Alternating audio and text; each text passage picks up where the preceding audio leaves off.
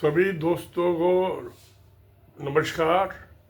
आज मैं बात कर रहा हूँ 25 फरवरी 2025 के सुप्रीम कोर्ट के 2 जजेस की बेंच के जजमेंट का ऑर्डर कि जो मेंबर ऑफ पार्लियामेंट है या स्टेट असेंबली हैं या राज्यसभा के मेंबर हैं या स्टेट काउंसिल के मेंबर हैं, उनको एक्सपेल कर दिया जाए कि भाई इनका जो मिसकंडक्ट किया है तो उनकी सदस्य मेंबरशिप खत्म कर दिया। जैसा पिछले साल 2024 में महुआ मोत्रा जो बंगाल से एमपी थी, लोकसभा की मेंबर थी, उनको एक्सपेल कर दिया था, उनकी मेंबरशिप खत्म कर दी थी लोकसभा की। और फिर ये इलेक्शन हुए दोबारा 2024 में ही, उसमें दोबारा इलेक्शन जीत के आ गई।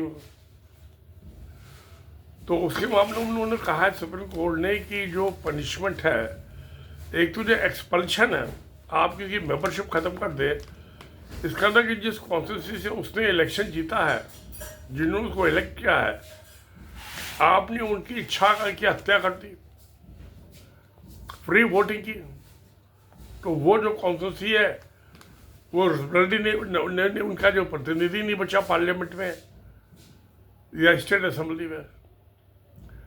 तो ये तो कॉन्स्टिट्यूशन के खिलाफ है, संविधान के खिलाफ है। और ऐसा जो है किसी भी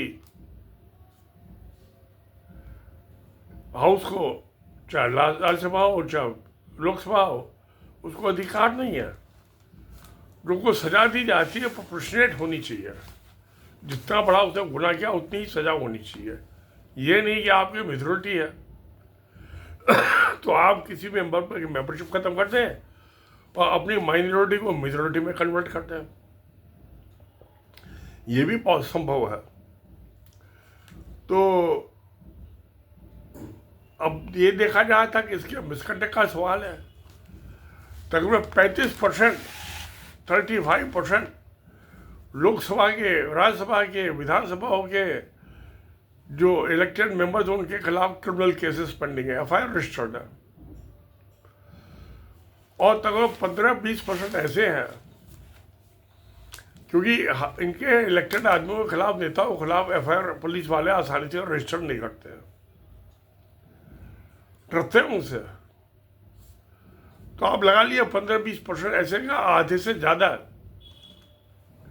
जो लोकसभा के और विधानसभाओं के या विधान परिषद के मेंबर हैं, वो भ्रष्टाचारी के साथ, भ्रष्टाचारी और क्रिमिनल तो है ही है, वो क्रिमिनल भी हैं, वो मजहब की राजनीति करते हैं। तो अब इसके मामले में सुप्रीम कोर्ट ने एक बड़ा ही अहम फैसला दिया 25 फरवरी 2025 को। उन्होंने 8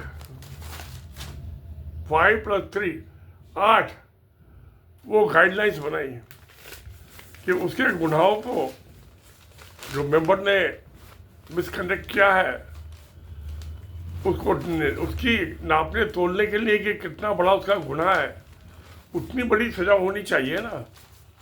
तो उन्होंने हाउस से एक्सपल्शन का ख़त्म कर दिया। आप किसी भी मेंबर की मेंबरशिप नहीं ख़त्म कर सकते।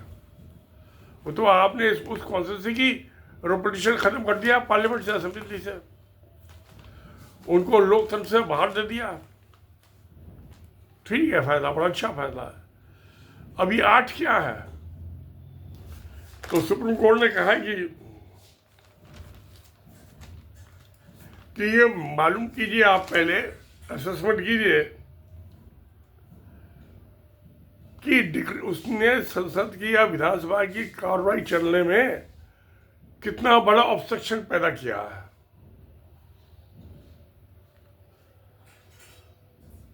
दूसरा है, क्या उसका जो बिहेवियर है, उसका जो व्यवहार है, उससे हाउस की इज्जत को खट्टा लगता है, भटका लगता है, बदनाम होता है हाउस।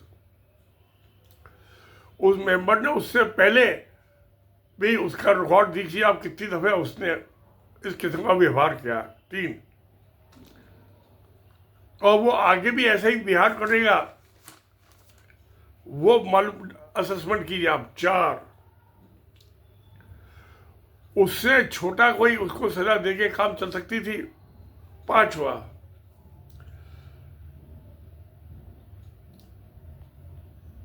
क्या उसका जो व्यवहार है वो क्रूड और मोटिवेटेड था।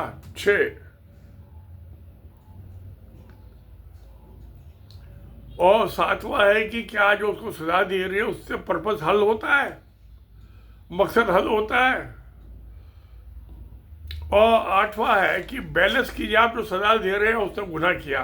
8, तो ये 8 उन्होंने ये इसमें नापी है।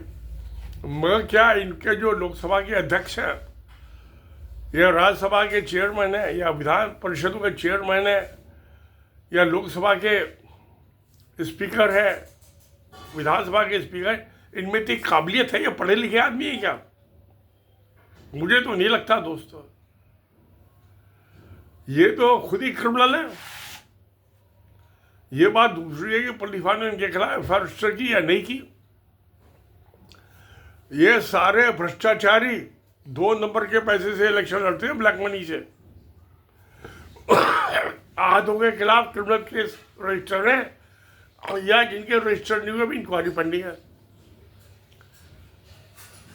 और क्रिमिनल माइंड है सब, भ्रष्टाचार का करप्ट एंड क्रिमिनल सांप्रदायिक है। दंगा फसाद करा लो इनसे, एक दूसरे को गाली दे लो। तो मुझे ये बड़ा शक है कि जो सुप्रीम कोर्ट ने 8 पॉइंट के गाइडलाइंस इशू की हैं, ये मैंडेटरी नहीं है।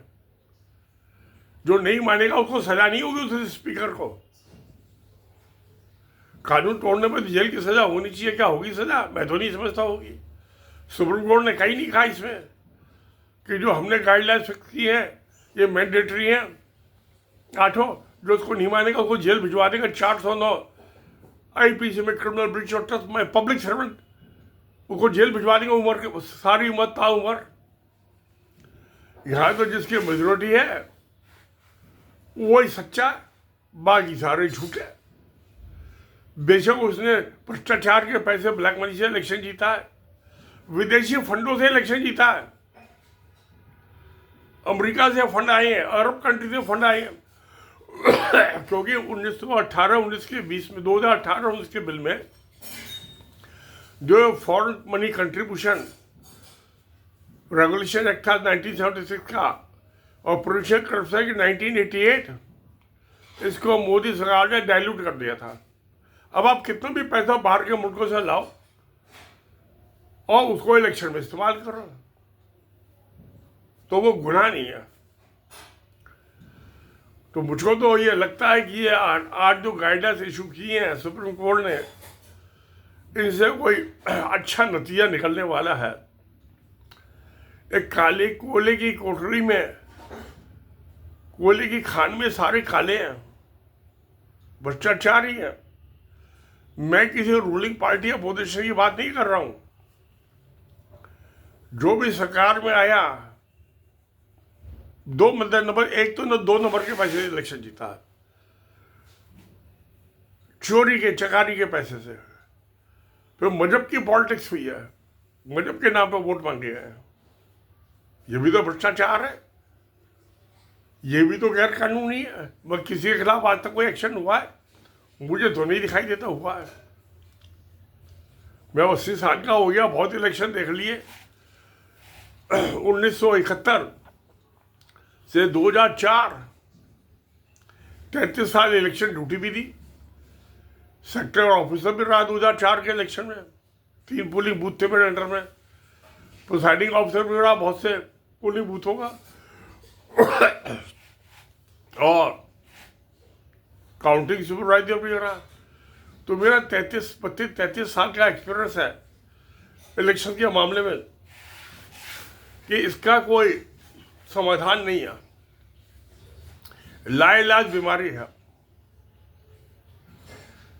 बेटर होगा जैसे जर्मनी के इलेक्शन होते हैं कि जितने वोट मिले उसके अनुपात में, उसके प्रोपोर्शन में उसके एमपी इलेक्ट कर दो। वो लिस्ट दे देते हैं कि हमें कितने वोट मिलेंगे, उसके हिसाब से टॉप से लेके उतने आदमी बना दो।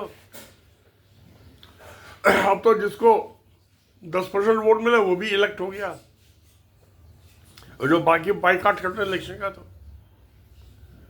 तो इलेक्टोरल जो सिस्टम है इंडिया का, यही डिफेक्टिव है। यूएस में भी वहां पॉपुलर वोट होते हैं, एक कॉलिंग वोट होते हैं। कॉलिंग वोट हर स्टेट के फिक्स है, तो कोई ऐसा ही बंदोबस्त होना चाहिए। उससे भ्रष्टाचार, क्रिमिनलिटी और कम्युनलिज्म, ये तीनों चांस है कम हो जाएंगे, और काफ़ी कम हो जाएंगे। ये सुप्रीम कोर्ट ने जो 8 गाइडलाइन फिक्स की हैं, मुझे नहीं लगता इससे कुछ होने वाला है।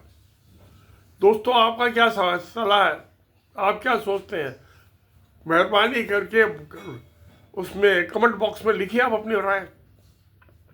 देखते पर क्या होता है। तो सत्यमेव जयते। नमस्कार, धन्यवाद।